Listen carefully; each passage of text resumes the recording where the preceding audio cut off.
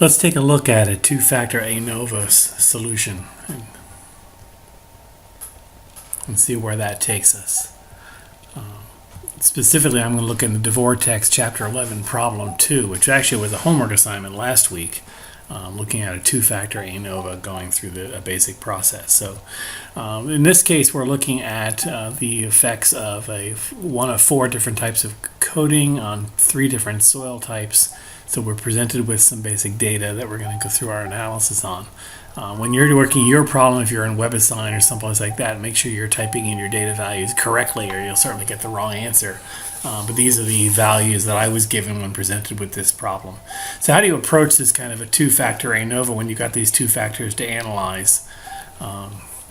First, when presented with these two factors data, I typically take the sum and the mean of each of the data points. So the sum column is simply the sum of the rows, the sum of the columns taken through, and then the mean value. So the value down here in the corner is the grand mean. That's the value associated with the mean of all of these values going through. So that's just your basic setup of your problems, that you have the parameters that you need. And once you have that, you can start to do some of your ANOVA analysis. So first I might look at the sum of the squares variation in A. I do that by adding a deviation column where I look for each of those mean values and look at the deviation from that to the grand mean before I take that value and square it to get the variation on the row. And then down here I will simply sum those values and multiply by 3. I multiply by 3 because there were actually 3 data points in each of those means going through. So I've got to put that capability back into it as I go through. So the contribution of A, the variation here is 88. I'll then repeat that process to get the deviation and variation caused by the rows, by the columns rather. So I've got a SSB of 91.7. I got that by taking the variation of the mean for the column from the grand mean and then squaring that value. Then I add those values up and I multiply by 4 again because there were 4 data values in the original means as I went through. So now I have my SSA and my SSB. I can also calculate my the total sum of the squares, and for each of those I simply take the variation from the soil value, this in this case is 65, take the deviation from the average of 50 and square that, and then take the total sum of those values is my SST. And because of the equivalence principle, if I know SST and SSA and SSB, I can get SSE as simply the total less the SSA and SSB. So now I've got the 4 main values that would drive my ANOVA analysis. I also know the degree of freedom. I've got 2 degrees of freedom on the soil. I've got 3 on the coatings, so I could use that to turn my SS values into my MSA and MSB, as well as my MSE values. But I'm going to skip that math here in Excel, and I'm going to jump right to the ANOVA tool in Excel and have it do the analysis. So I basically ran the ANOVA tool on this selected data going through to come up with those results. I can compare those results to what I've got. So I've got the same sums here that I had in my data. I've got the same averages that I had, and I end up with the variance that comes off of that going through. So again, coming down here, my row variance is 88.333. That's the value I had for SSA. I've got an SSB of 91.16. That roughly, that's when I rounded to 2, that's my 91.7. My error is 154.16. That's the same as here. And my total variance is 333. So I apply those 3, 2, and 6, my degree of freedom, to get the MS value in the tool, giving me my F value. And then the F value can be compared to the critical value. Now notice in both cases this data was not significant. So the 1.14 was not greater than the F critical value of 4.75. So there's a 40% chance I could have gotten this variation of my data no matter what. And on the soil treatment side columns, my F value is 1.77, but the critical value is 5.14. Again, a 25% chance this would have happened randomly.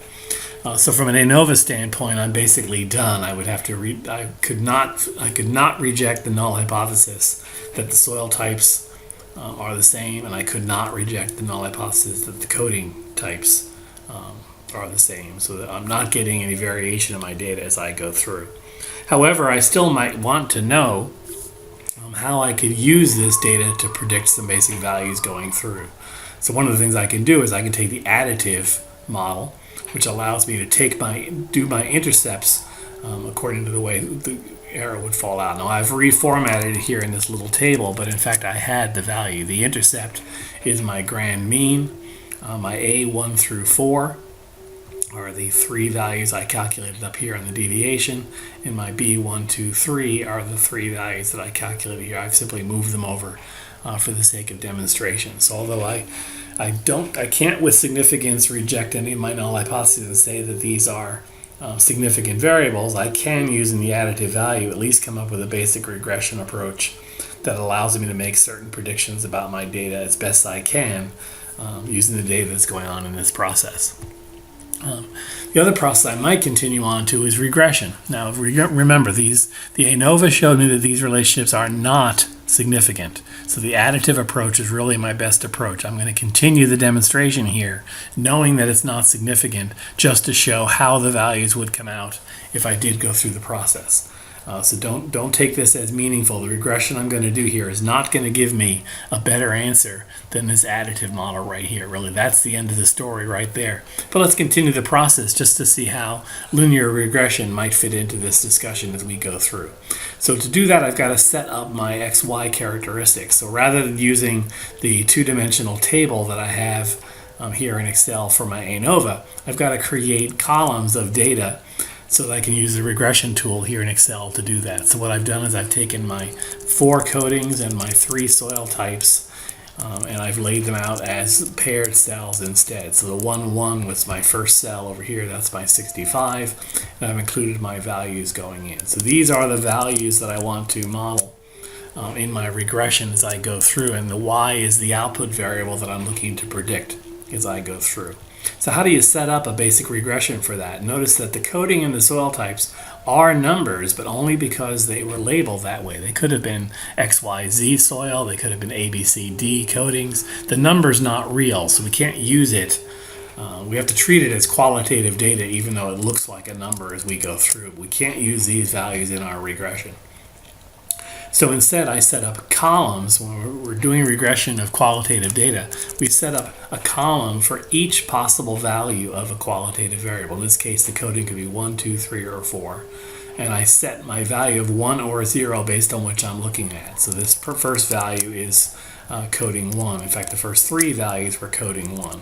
The next 3 values were coding 2. So I've got a 1 in that column. So I set it up that way. And then the same here with 3 columns for the 3 soil types is column 1, soil type 1, soil type 2, soil type 3, so that each of these rows will have 2 1s in it, one for the appropriate coding from column R and one for the appropriate soil from column S. But this is now quantitative data that I can run through a regression tool as I go through. So when I do that, I get a set of regression parameters. Again, the ANOVA showed me that these relationships are not meaningful, so I'm not really expecting to see great results here. And in fact, I find that the regression is not considered significant. The F of 139 has only a 39.3% chance of explaining, could randomly be presenting this data. So this is not a significant result. I'm showing it to you just for the sake of discussion as we go through. Note that when you set up qualitative variables this way, I actually went overboard. I didn't really need to specify the C4 column, because if I know the values of C1, 2, and 3, I know the value of C4. That if any of 1, 2, or 3 were a 1, C4 would be 0, and if all 3 are 0, C4 would be 1. So in fact, the C4 column adds no new information to the regression if I have the first 3. Same on the soil type. Column S3 doesn't add any new information to the model. If I know the values in S1 and S2, then I know the value in S3. So those are superfluous columns that actually complicate the regression some. And if you look at the results in the regression, you'll find I didn't get a result for the C4 variable and couldn't predict a p-value because there was nothing being added as a result of that. Same with the S3. So I could have omitted those columns and then these two rows would not be there, and the other parameters would be exactly the same. But in essence, the power of C4 is already being taken into account in the C1 through 3 variables, and the S1, 2 variables are already taking into account the 4. So if you see this kind of result in your regression, it's not broken. The parameters are still correct, but don't be surprised when you see it. It usually means you've overshot some of the columns that you don't really need 4 columns to specify the potential 4 values of things, because it's really 0, 1, 2, 3, 4 as you go through. So that's just a shortcut you can take. So don't worry about that when you see it. I can leave it there when I go through my analysis.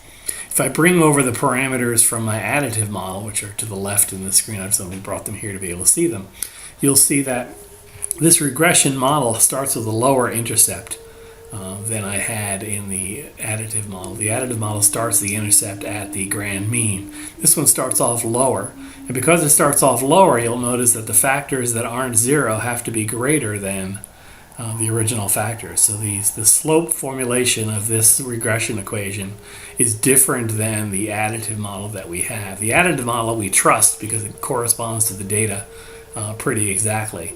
But here's a regression model we could use as an alternative, although we would typically, again, not use this alternative because it does not show up as significant as we go through. So if I go back to the regression model and simply apply the baseline additive parameters that we had, so rather than 1s and 0s now, I've actually substituted the additive regression values that we got for our parameters in the appropriate places. So again, 50.17 is our additive, and we can take that value and add what we see here. And that's what I've done to come up with y prime, is I've taken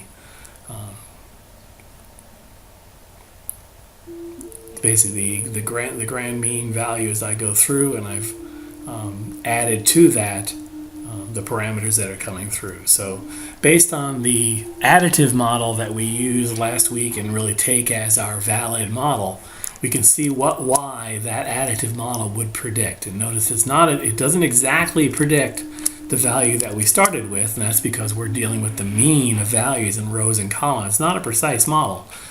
So there's going to be a small deviation. I can calculate the deviation between the y prime that the formula calculates and the actual value I had in my original table. You'll find the largest one is at 767, and that's because the 65 was actually the farthest from the grand mean. So you're going to get the largest variation in the more extreme values from the original data set. But the average y prime value is, in fact, the 50.17 again. So it's right on target for the average value, and the average deviation is actually 0, and that's what you want from a good regression line, is that on average, there is no deviation, even though every y prime point is a little bit different than the original point predicted as we went through. If I extend that model and use the parameters I got out of my formal regression, again, I'm just showing that as a demonstration. It was not significant. But if I plug in those values, I actually get a y value that has slightly different deviations from the value I started with, and the average y prime value on that equation doesn't match my grand mean, so it's not a good predictor. If on average it can't even come up with the grand mean, it's really not very good, and that's why the regression data and even the ANOVA came out as not significant, because this is not an effective way to do anything. That if I do in fact use the regression formula, on average I'm not going to predict the 50.17 that is the grand mean. I'm going to predict 51.92 or close to 52. So I'm going to overestimate the impact of these parameters as I go through by a factor of 1.75. The real values are below the 5192 that I've calculated. So regression, an insignificant regression can lead you down a dangerous path if you use it, because you shouldn't be using regressions or ANOVA based on insignificant results. The additive model against our original ANOVA is quite good. We can use these parameters. The grand mean of the original data gets exactly predicted by the application of the additive model, and a 0 average deviation over time, and that's exactly what you want. If the data were significant on the ANOVA and on the regression, it's possible that to the right I would end up with a predictive model that is better than the additive model. particularly if the variables are interacting as they go through. But in this particular case, the additive model works just fine.